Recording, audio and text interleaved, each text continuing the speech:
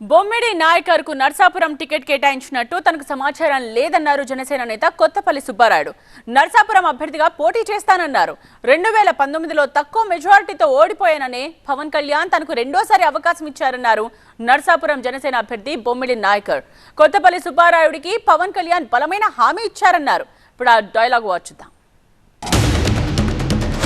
Party అధినేత పవన్ కళ్యాణ్ గారు వీళ్ళు తప్పనిసరిగా కూడా మాతో కూడా సంప్రదించేటువంటి పరిస్థితులు ఉంటాయి కనుక మాకు కూడా ఇంకా ఎటువంటి సమాచారం రాలేదు కనుక మేము రొటీన్గానే మా కార్యక్రమాలన్నీ కూడా మేము చేసుకుంటూ వెళ్తున్నాం. ఇప్పుడు పోటీల్లో లేను అని చెప్పలేదు కదా, నామినేషన్స్ ఆ పరిస్థితి ఇంకా రాలేదు కదా, ఇంకా మేమిద్దరం కూడా కలవలేదు.